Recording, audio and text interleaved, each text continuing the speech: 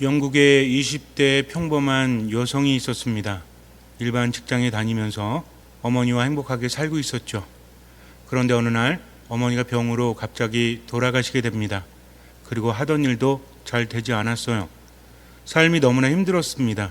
그래서 새로운 돌파구를 찾았어요. 다른 나라에 가서 새롭게 시작을 하자. 여기서는 너무나 힘드니까 엄마도 보고 싶고 일도 잘 되지 않고.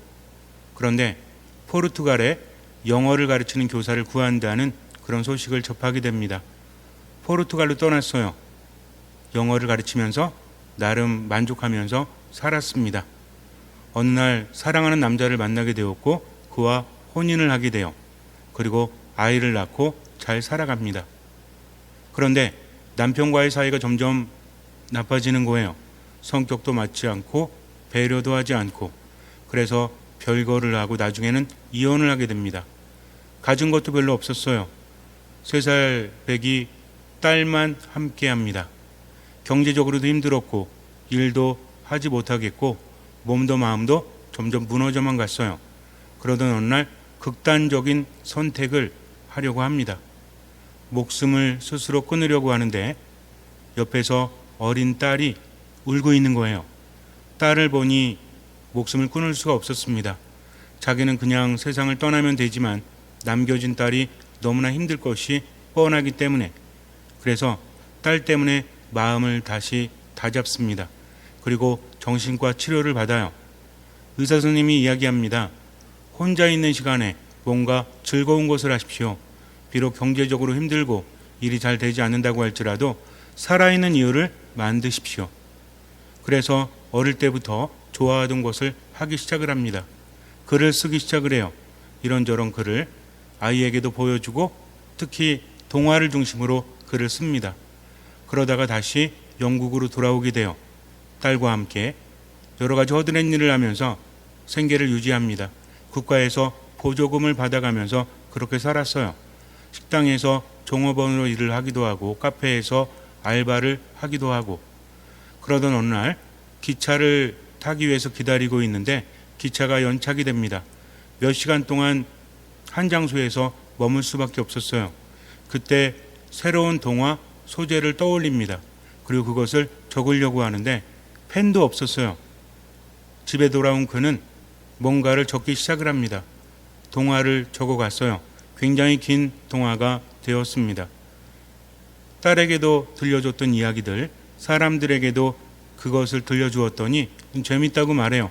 그래서 동화를 책으로 만들어야 되겠다 하면서 출판사를 찾아다닙니다. 한 군데, 두 군데, 12군데를 돌아다녀봤지만 아무도 받아주지 않았어요. 왜냐하면 유명한 작가도 아니었고 더군다나 여인이었고 싱글맘이었고 학력도 대단한 곳이 아니었기 때문입니다. 그리고 결정적으로 동화가 너무 길다는 거예요. 요즘에 어떤 애들이 이런 동화를 읽겠습니까? 너무 깁니다. 그러니 받아줄 수가 없군요. 라고 말합니다. 이 여인은 너무나 실망을 했어요. 그러나 포기하지 않았습니다. 출판사에 원고를 보낼 때도 복사할 돈이 없어가지고 일일이 타자를 쳐서 출판사에 보냈다고 합니다. 그 많은 양들을 타자를 치려니 얼마나 힘들었을까요? 그래도 꿈을 포기하지 않고 그렇게 보냈어요. 그때 13번째 찾아갔던 조그마한 출판사, 블룸즈베리라는 출판사에서 그 여인의 원고를 받아주긴 합니다. 그런데 회의적이었어요. 그런 작품들은 많이 있었고 특히나 길었기 때문에 이것은 동화로 맞지 않다라고 했습니다. 그런데 그 출판사의 기자 하나가 그 원고를 한 장, 두 장 넘기다가 홀딱 빠져들게 됩니다. 너무나 재밌었어요. 그래서 이거 정말 좋은 동화인 것 같습니다. 어떻게 안 되겠습니까? 하면서 자기 일처럼 나서요. 편집장이 기자에게 말합니다. 요새 그게 돈이 되겠어? 그건 안 돼. 그러나 기자는 끈질기게 편집장을 설득해요. 한번 읽어보십시오. 재미있습니다. 편집장은 어쩔 수 없이 원고를 받아들고 집으로 갔어요. 하지만 읽지는 않았습니다. 그런데 12살 된 딸아이가 그것을 읽고 있는 거예요. 재밌니? 아빠 되게 재밌어요. 아이는 원고에 빠져서 손에서 놓지 않았다고 합니다. 편집장은 결심을 합니다. 그래 한번 해보자. 우리 딸아이가 이렇게 좋아하니까 좋아할 아이들이 있겠지 하면서 책을 출판하게 되는데, 그때 당시에 영국 돈으로 우리 돈으로 환산하면 한 230만 원 정도의 원고료를 주게 됩니다. 그리고 일단 500부만 만들어서 책을 팔아보자. 조금 더 팔리면 좋고 아니어도 어쩔 수 없으니까 한번 투자를 하겠다라고 말합니다. 그래서 원고를 수정해서 거의 2년의 기간이 흐른 다음에 책으로 출판을 하게 됩니다. 500부를. 그런데 깜짝 놀랄 일이 벌어집니다. 500부가 5,000부가 되고 5,000부가 5만 부가 되고, 그렇게 하면서 1억 권의 책이 팔려나가게 돼요. 난리가 났죠. 출판사는 엄청나게 커집니다. 그리고 그것을 알아봤던 기자도 편집장이 되고, 편집장은 더 위로 승진을 하게 돼요. 돈도 많이 벌었지만 많은 것을 얻었다고 합니다. 이 여자는 조앤 롤링이라는 사람으로서 해리포터 시리즈를 쓴 작가였죠.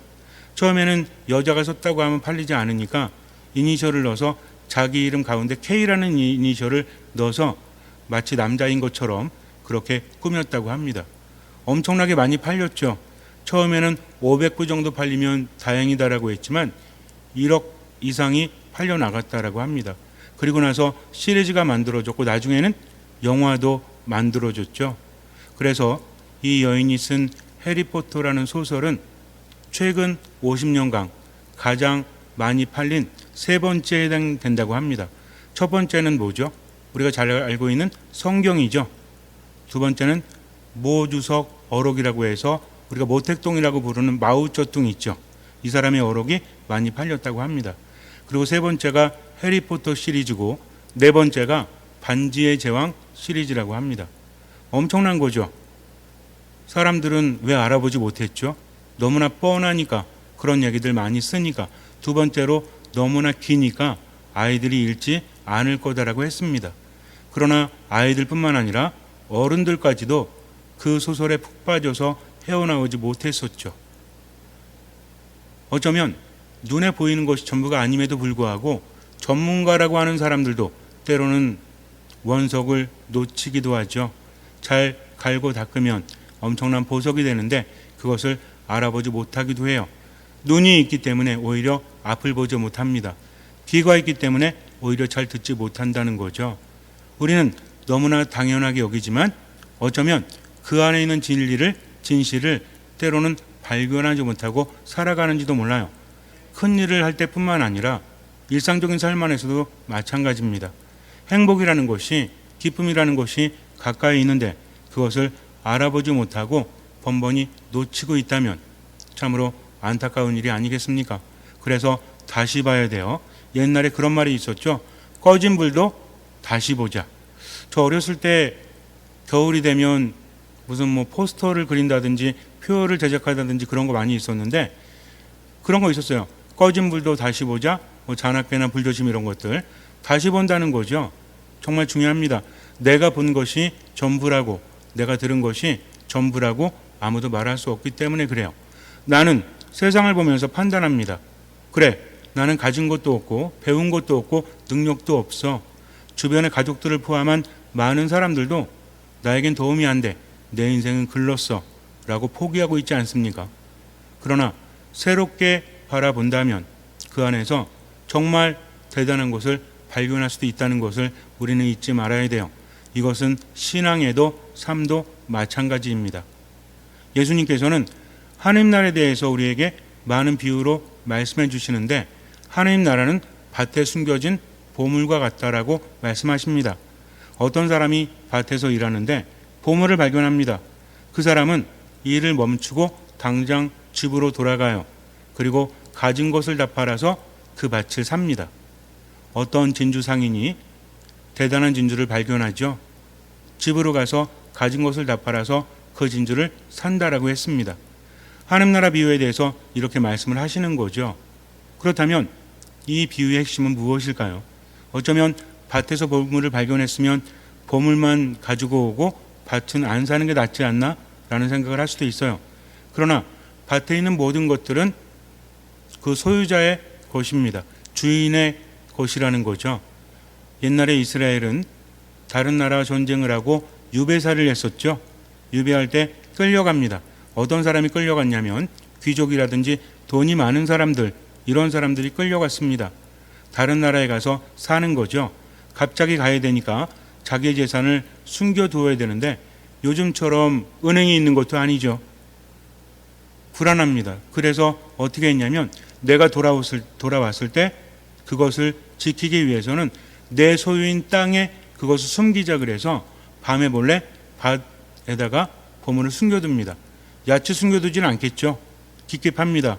최대한. 그리고 보물을 숨겨놓고 이제 떠나는 거죠. 문제는 무엇이었습니까? 돌아온 사람들은 그 보물을 다시 찾을 수 있었지만 돌아오지 못한 사람은 유배지에서 죽었다는 거죠. 그래서 땅의 임자가 계속 바뀌게 되고 바뀐 땅의 주인은 그 안에 보물이 있는지를 알지 못해요. 근데 일하다가 어느 날 우연하게 보물을 발견할 수 있겠죠. 땅을 파다가 비가 와서 땅 속에 있는 보물이 살짝 위로 올라왔을 수도 있고요. 어쨌든 발견합니다. 그러면 그 사람은 모든 것을 이제 덮어둬요. 왜냐하면 지금 땅의 주인도 그것을 알지 못하기 때문에 집에 가서 가진 것을 다 팔아서 그 밭을 삽니다. 겉으로 볼 때는 밭을 사는 거지만 실제적으로는 무엇을 갖기 위해서? 그 안에 있는 것들을 모두 갖기 위해서. 그래야만 정당하게 합법적으로 그 보물은 그 사람의 것이 되기 때문에 그래요. 이것은 참으로 현명하고 지혜로운 거죠. 중요한 것은 그 밭의 가치를 알았기 때문에 그래요. 보물이 숨겨져 있다는 것을 알았기 때문에 그렇습니다. 진주 상인도 마찬가지죠. 진주를 사러 돌아다니는데 옛날엔 그런 사람들이 많았다고 합니다. 전 세계를 돌아다니면서 보석이라든지 골동품 같은 것들, 그런 것들을 보는 안목이 높은 거죠. 어떤 사람이 그것을 가지고 있는데 제대로 평가하지 못한다면 그 사람과 협상을 해서 그 보물이나 골동품을 삽니다. 그러면 많은 이익을 남길 수 있도록 협상을 잘하겠죠. 협상의 관건은 무엇입니까? 그 가치를 모르는 사람과 아는 사람에게 결과는 완전히 달라진다는 거죠. 바로 이것이었습니다. 즉 하느님 나라라는 것은 그 가치를 아는 사람만이 살 수 있다. 아는 사람만이 얻을 수 있다는 거죠. 그런데 그 가격은 무엇이었습니까?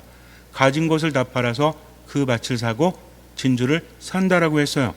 이게 중요한 비유의 핵심이라는 거죠. 하느님 나라라는 것은 내 모든 것을 동원해야만 얻을 수 있는 것입니다. 하느님 나라는 어떤 나라죠? 하느님 나라는 행복한 나라예요. 하느님 나라는 기쁜 나라입니다. 하느님 나라는 활력과 생기가 넘치는 나라죠. 왜 그렇습니까? 하느님께서 함께 하시기 때문이죠. 믿음이란 바로 이것입니다. 믿음을 가졌다라고 말하면서도 세상을 제대로 바라보지 못하는 것은 혼자서 살아가기 때문에 그래요.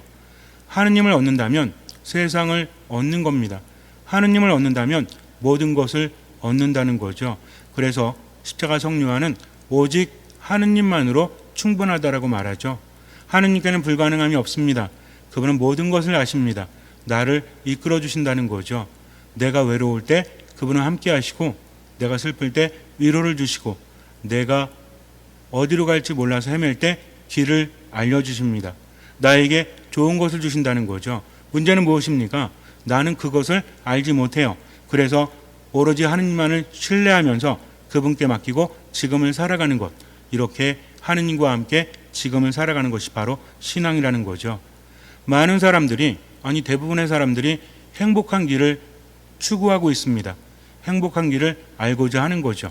너무나 다양합니다. 그러나 인간에게 행복한 길은 인간보다 하느님이 더 잘하신다는 거죠. 하느님께서 인간을 만드셨기 때문에 그래요. 그래서 신앙의 가치를 알지 못한 채 내게 주어진 신앙의 길에서 행복을 찾지 못한다면 남은 참으로 안타까운 거죠. 성당에 열심히 다녔는데 믿음을 가져봤는데 별거 없더라. 믿음 생활에도 나아지는 게 별로 없더라 라고 말합니다. 실제로 그 가치도 알지도 못한 채 중요합니다. 그래서 신앙 안에서 보화를 발견하는 사람은 가진 것을 다 팔아서 그것을 사는 밭에서 일하는 사람처럼 진주상인처럼 모든 것을 다해야 한다는 거죠. 슬쩍 간보기식으로 신앙생활을 한다면 그 사람은 행복할 수 없습니다.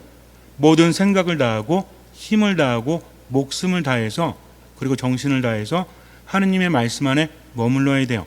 듣는 마음으로 지금을 살아가야 됩니다. 그냥 하고 싶은 건 하고 거부하고 싶은 것은 거부하는 것이 아니라 그분의 말씀은 나에게 생명을 주신다. 하느님 안에 머무는 것, 그분과 함께 살아가는 것이 나에게 행복을 준다는 확신이 있을 때 때로는 내 뜻과 맞지 않아도 그 말씀을 따라서 지금을 살아가는 것이 내 모든 것을 팔아서 그 밭을 사는 것과 같다는 것입니다. 그래서 신앙이라는 것은 하느님과 함께하면서 전적으로 그분을 따라가는 것, 온전한 신뢰를 가지고 듣는 마음으로, 그럴 때 나는 비로소 행복을 얻고 영원한 생명을 얻고 기쁨을 얻을 수 있는 것이죠. 잠시 눈을 감으세요. 수많은 신앙인들이 있습니다. 그러나 그 가치를 아는 사람이 얼마나 될까요? 더 중요한 건 나는 그 가치를 알고 있나요? 내 삶이든 신앙이든 마찬가지입니다. 보이는 것에 현혹되어서 그 안에 있는 진정한 가치를 알지 못하면 우리는 너무나 안타까운 삶을 살아갈 수밖에 없죠. 그러니 먼저 판단하지 말고 겸손하게 최선을 다해서 듣는 마음으로 하느님 안에 살아가세요. 미사, 말씀, 기도 안에서 아무것도 판단하지 말고 모든 것을 맡기면서 지금을 하느님과 함께 살아가십시오. 그리고 내 삶에 대해서도 판단하지 말고 최선을 다하세요. 나머진 맡기십시오. 주님께서는 그 믿음을 보시고 우리 삶에 놀라운 기적을 일으켜 주실 것입니다. 아멘.